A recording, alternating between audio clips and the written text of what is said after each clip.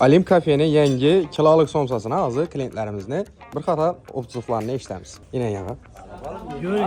Souslari bilan birga. Qani. Nechik? Yo'q. Xohladingizmi? Zo'r. Soussiz mazar ekan. Zo'rmi? Dim zo'r. Gap yo'q. Yine yağı. Souslari bilan yebering. Necha kelgan ta'mi?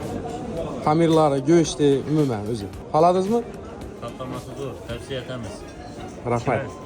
Qani, etchoring qani. Nechik? Boshqacha o'z ekanmi? Xohladingizmi? Ajoyib. Souslarni batırib.